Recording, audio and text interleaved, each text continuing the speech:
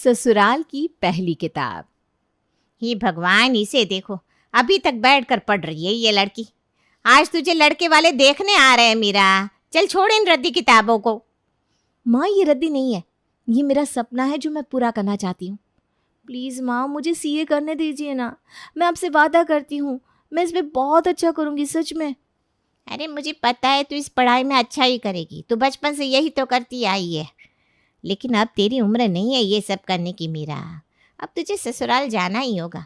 तुझे पता है ना, पापा ने साफ साफ कहा है कि लड़के वाले ने अगर हाँ कर दी शादी के लिए तो 1 ही महीने में तेरी शादी करवा देंगे। माँ, लेकिन मैं पढ़ना चाहती हूँ, आप इस बात को क्यों नहीं समझ रही हैं? अरे तू क्यों नहीं समझ रही है लाडो? हमारे समाज में कोई लड़की इतना नहीं पढ़ती, फिर भी तेरे पापा ने तुझे कॉलेज जाने दिया, शुक्र मना। लेकिन अब वो तेरी क्या मेरी भी एक नहीं सुनेंगे, इसीलिए कह रही हूँ ये किताबें छोड़ और जल्दी से तैयार हो जा। शाम को लड़के वाले आते ही होंगे। माँ लेकिन चल अब बस बहुत हो गया, कुछ नहीं सुनना मुझे। छोड़िए किताबें और जाकर उपटन लगा ले चेहरे पर। और शाम को ना अच्छे से बर्ताव करना लड़के वालों के सामने, समझी? ठीक है। मीरा को बचपन से पढ़ाई का शौक था, लेकिन उसके घर में लड़कियों को इतनी पढ़ाई नहीं करने देते थे, इसलिए उसके पास अपने घर वालों की बात मानने के अलावा और कोई चारा नहीं था। शाम को लड़के वाले घर आते हैं। आइए आइए बहन जी, बैठिए बैठिए। जी जी। ये है मेरा बड़ा बेटा विकास और बहू रीना। नमस्ते। और यह है मेरा छोटा बेटा मोहित। इसके लिए ही हम आपकी बेटी मीरा का रिश्ता लेकर आए हैं। बेटा आप क्या करते हैं? जी, हमारा साड़ियों का बड़ा बिजनेस है, भैया और मैं साथ में ही चलाते हैं। जी जी, बढ़िया है फिर तो। भगवान की कृपा है जी हमारे परिवार पर, अच्छा खासा व्यापार चलता है हमारा। हमें भी हमारी बेटी के लिए ऐसा ही अच्छा परिवार चाहिए बहन जी। मैं मीरा को बुला कर लाती हूँ। कविता मीरा को बुलाकर लाती है। मीरा को देखते ही रुक्मिणी को मीरा बहुत पसंद आ जाती है। सच कहूँ तो आपकी बेटी तो हमें देखते ही पसंद आ गई है बहन जी। अब लड़का लड़की आपस में बात भी कर लें। हाँ जी, ये तो बहुत ज़रूरी है। मोहित, जाकर बात कर ले बेटा।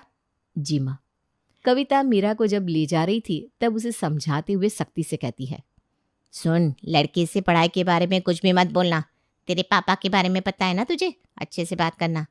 हाँ माँ, ठीक है ना। जाओ जाओ बेटा, दोनों बात कर लो, जाओ। दोनों छत पर जाके बात करने लगते हैं।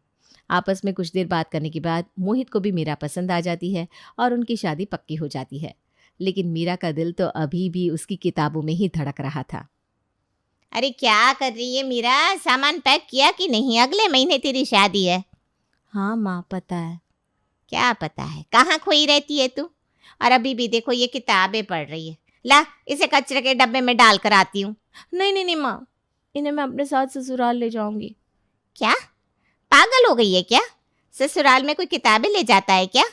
वहाँ किसी ने देख लिया तो बवाल हो जाएगा बेटा। नहीं, मैं सबसे छुपा कर पढ़ूंगी माँ, सच में। लेकिन वहाँ ले जाने की क्या ज़रूरत है? माँ, मैं सीए तो नहीं कर सकती, लेकिन किताबें तो पढ़ सकती हूँ ना। प्लीज़ मुझे ले जाने दो ना। देख, ध्यान रखना कि ये किसी के भी हाथ ना लगे। तेरे पापा को पता चला ना तो वो तो बहुत गुस्सा करेंगे और ससुराल वाले भी तुझसे नाराज़ हो जाएंगे। हाँ माँ, मैं सबसे छुपा कर ही ले जाऊंगी। मीरा सबसे छुपाकर अपनी किताबें अपने साथ ले आती है, क्योंकि उसे अभी भी उम्मीद थी कि शायद मोहित उसके सपनों को समझेगा। उसने सोचा था कि वो अपने पति मोहित से अपनी पढ़ाई के बारे में बात करेगी। शादी को कुछ ही दिन हुए थे, इसलिए आज मौका देखते ही उसने मोहित से अपनी पढ़ाई के बारे में बात करना ठीक समझा। मुझे आपसे कुछ बात करनी थी। हाँ कहो ना, कुछ चाहिए था क्या?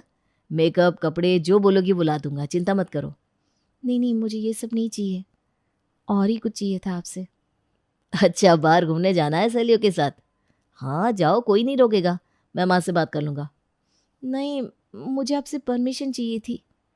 किस बात की परमिशन? मुझे आगे पढ़ाई करनी है, सीए की। क्या मैं... क्या पागल हो गई हो क्या तुम? क्यों, क्या हुआ? क्या हुआ? ये बात तुमने मेरे सामने कह दी, लेकिन माँ के सामने बिल्कुल मत कहना, समझी? हमारे घर में लड़कियों को सब कुछ सिखाया जाता है, चूल्हा चौका, सिलाई बुनाई, मेहंदी, सब कुछ। लेकिन पढ़ाई लिखाई की बात मत करना यहाँ। लड़कियों को अपना नाम और एड्रेस लिखना आ गया, वही बहुत है। और पढ़ लिख के करना ही क्या है? मेरा सपना है कि मैं सीए बनूं। हमेशा से करना चाहती थी, लेकिन घर वाले नहीं माने। मैं वादा करती हूँ कि पढ़ाई के साथ साथ घर का सारा काम भी कर लूँगी, आपको शिकायत का मौका नहीं दूंगी। बस प्लीज़ मुझे पढ़ाई करने दीजिए। लगता है मेरी बात तुम्हें समझ में नहीं आ रही। ध्यान से सुनो, हमारे परिवार में कोई भी लड़की इतनी पढ़ाई नहीं करती है। अगर माँ को पता लगा तो बहुत बुरा होगा तुम्हारे लिए। वो तुम्हारे पिताजी को भी शिकायत लगा सकती है, और फिर जानती हो ना क्या होगा। लेकिन आप मेरा साथ नहीं दे सकते क्या?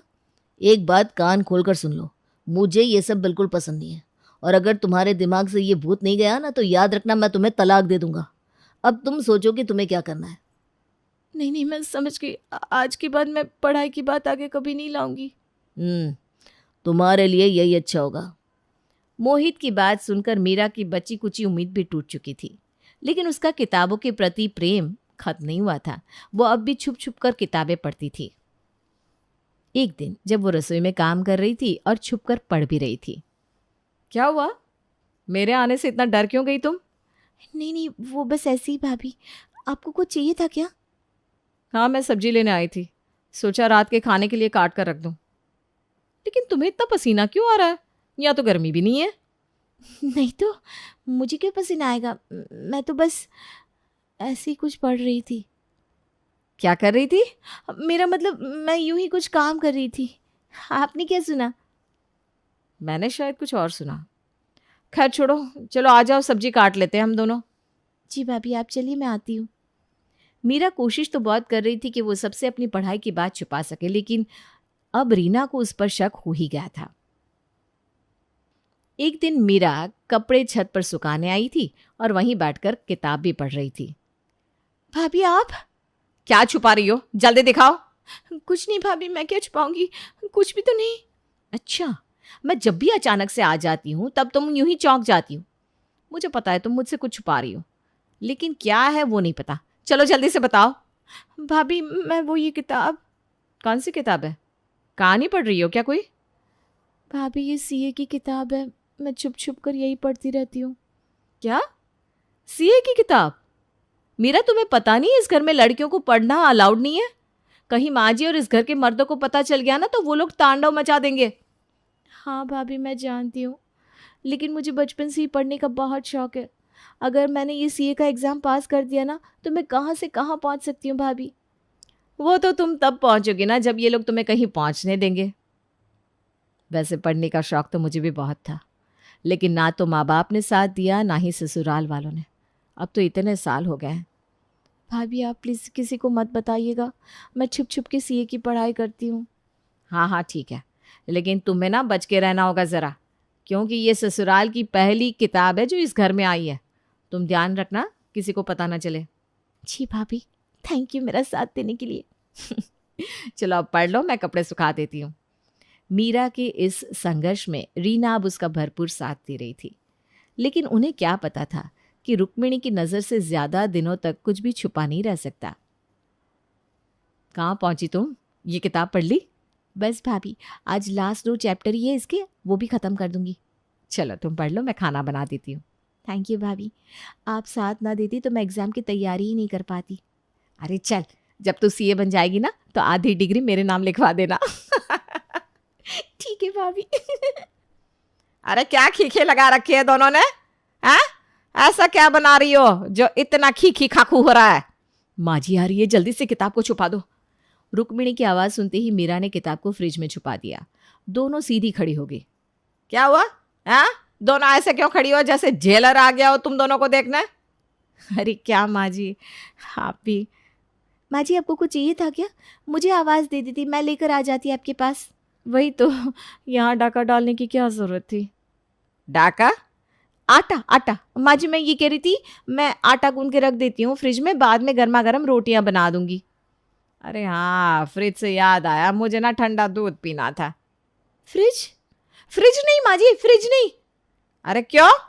मैं फ्रिज नहीं खोल सकती क्या? ठंडा पानी पीना है मुझे। मैं देती हूँ ना माँ जी, मैं दे देती हूँ। अरे रीना आटा गूंद रही है, तुम मिर्ची काट रही है, दूध फट जाएगा अगर तुम दोनों हाथ लगाओगी तो। मैं खुद ही निकाल लेती हूँ। मैं ये कह रही थी माँ जी कि मैं अभी हाथ धो लेती हूँ, 1 मिनट। रीना और मीरा ने बहुत कोशिश की, लेकिन रुक्मिणी को फ्रिज खोलने से रोक नहीं पाई। रुक्मिणी ने जैसे ही फ्रिज खोला तो देखा कि वहां तो किताब पड़ी हुई है। ये किताब? इसलिए तुम दोनों मुझे फ्रिज खोलने से रोक रही थी? किसकी है ये किताब? अब तुम दोनों में से कोई जवाब देगा कि यूं ही पुतला बनकर खड़ी रहोगी? माँ जी, इस पे भाभी की कोई गलती नहीं है, ये किताब मेरी है। माँ जी वो माँ कहाँ हो आप? अब तो गए। मोहित और मेरे पति भी आ गए अब तो। अगर इन दोनों को पता चला कि घर में किताब है और मीरा पढ़ रही है तो मीरा के साथ पता नहीं क्या करेंगे। मोहित, विकास, हम रसोई में हैं, यहीं आ जाओ। मीरा को आज के पहले इतना डर शायद ही किसी चीज से लगा हो, क्योंकि उसे पता था कि रुक्मिणी और उसके बेटे मीरा को क्या क्या सुनाने वाले हैं। हो सकता है कि वो इसकी शिकायत उसके पापा से भी कर दे। आप सब लोग यहाँ क्या कर रहे हैं? और ये मीरा रो क्यों रही है? क्या हुआ माँ? अब गलती ही इतनी बड़ी की है कि क्या बताऊं। क्या हुआ माँ? ऐसा क्या कर दिया मीरा ने जो रो रही है? अब क्या बताऊं, ये देख सारा दूध फाड़ दिया मिर्ची वाला हाथ लगाकर इसने, और जब मैंने डांटा तो अब रो रही है। अरे बस इतनी सी बात पे आपने इतना डांट दिया इसे, देखो तो कैसे रो रही है। हाँ माँ, दूध का पनीर बना देना, मेरा रो मत। अरे ये तो होता ही रहता है घर में, क्या माँ अब भी। और हमें लगा पता नहीं क्या कर दिया इसने। चलो हम दोनों हाथ मुंह धोकर आते हैं, तुम लोग खाना लगा दो। हाँ हाँ, अभी लगा देते हैं खाना। रीना और मीरा को तो यकीन ही नहीं हो रहा था कि रुक्मिणी ने उन्हें अपने ही बेटों से बचा लिया है। दोनों बस रुक्मिणी को देखे जा रही थी। क्या हुआ, ऐसे क्यों देख रही हो मुझे? लड़कियों को पढ़ाई ना करने देना मेरा फैसला कभी नहीं था। मैं तो खुद एक शिक्षक बनना चाहती थी, लेकिन तुम्हारे ससुर जी ने मेरा साथ नहीं दिया। उनके ही नियम थे ये सब। तुम दोनों को क्या लगा था कि माँ जी तुम दोनों को घर से निकाल देगी अगर ये सब पता चला तो? अरे मुझे तो खुशी है कि मेरी बहुएं पढ़ना चाहती हैं। माँ जी, आपको कहीं बुखार तो नहीं है ना? अरे मुझे क्यों बुखार होगा? तूने कभी कहा क्यों नहीं कि तुझे पढ़ाई का शौक है? मुझे तो विकास ने कह दिया था कि आपको ये सब पसंद नहीं है, इसलिए मैं डर के मारे कुछ नहीं कह पा रही थी। माँ जी, क्या आप सच में मुझे पढ़ने देंगी? हाँ, लेकिन एक शर्त पर। शर्त? कौन सी शर्त माँ जी? क्या करना होगा मुझे? तुझे एग्जाम्स में सबसे अव्वल आना होगा। माँ जी, मैं वादा करती हूँ मैं सबसे अव्वल लाऊंगी। अब मीरा के साथ ना सिर्फ उसकी जिठानी थी, बल्कि उसकी सास भी उसका साथ दे रही थी। ये ले बादाम वाला दूध, इससे ना दिमाग तेज होगा। और हाँ, खाने की चिंता मत करना तुम, मैंने बना दिया है सब कुछ। जब तक वो दोनों नहीं आते तब तक तुम आराम से पढ़ लो। आप दोनों का बहुत बहुत शुक्रिया। आप दोनों नहीं होते तो पता नहीं मेरा क्या होता। अरे अब ये सब छोड़ और पढ़ाई पर ध्यान दे। रुक्मिणी और रीना की मदद से मीरा ने सीए की परीक्षा देना शुरू कर दिया था, लेकिन आज उसकी आखिरी परीक्षा थी और आज ही विकास और मोहित घर पर भी थे। माँ जी, आज मेरा आखिरी पेपर है, मैं कैसे जाऊंगी इनके सामने? अरे कोई बात नहीं, मैं हूं ना, बस देखती जा। रुक्मिणी मीरा का हाथ पकड़ के बाहर ले जाती है और जोर से चिल्लाकर बोलती है, ये ले अपना बैग और चली जा अपने मायके, और जब तक अकल ठिकाने ना आ जाए तब तक मत आना। अरे माँ, हो गई होगी कोई गलती, छोड़ो ना। तो चुप कर, इन लड़कियों को ऐसे ही अकल आती है। जा, अब खड़ी क्यों है? माँ जी लेकिन। जा कहा ना, ये ले तेरा बैग, और जब तक तू सुधर कर ना आए तब तक वापस मत आना। रुक्मिणी ने मीरा का रास्ता साफ कर दिया था। सबको यही लग रहा था कि वो अपने मायके चली गई है रुक्मिणी की डांट से, लेकिन वो तो अपना आखिरी एग्जाम देने गई थी। ये लो आ गई। क्या हुआ, पापा ने भी डांटा ना? इसीलिए कहता हूँ घर के कामों में ध्यान दो, गलतियां मत करो। अरे छोड़ ये सब। मीरा, तेरा पेपर कैसा गया बेटा? बहुत अच्छा गया माँ जी। पेपर? कैसा पेपर? किस पेपर की बात कर रहे हो माँ आप? सीए का पेपर। मेरा आज आखिरी पेपर था। क्या? इसका मतलब है तुम्हारी अकल अभी तक ठिकाने नहीं आई है? मैंने साफ साफ कहा था ना कि इस घर में लड़कियां इतना ज्यादा नहीं पढ़ती हैं, और वैसे भी क्या ही उखाड़ लोगी तुम ज्यादा पढ़ लिख के, करने तो तुम्हें घर के काम ही है। देखो, लड़कियां पैर की जूती हैं, उन्हें सर पर नहीं बिठाते हम, समझी? तभी रुक्मिणी जोर से चांटा मार देती है। बस कर, इतनी घटिया सोच है तेरी। इस परिवार में लड़कियां नहीं पढ़ेगी ये सब मैंने कभी नहीं कहा, ये सब तेरे पापा की सोच थी जो बिल्कुल ही गलत थी, समझे? और तुम दोनों भी अगर यही सोचते हो तो आज से ही ये सोच बदल दो, नहीं तो मुझसे बुरा कोई नहीं होगा। लड़कियां पांव की जूती नहीं सर पे रखने वाली लाज होती है, और मैंने इजाजत दी थी मीरा बहू को आगे पढ़ने की, और आज से रीना बहू भी अपनी पढ़ाई पूरी करेगी, समझे तुम दोनों? लेकिन माँ। बस, मैंने कह दिया ना। दोनों अंदर चले जाते हैं। रीना और मीरा रुक्मिणी के गले लग जाती हैं।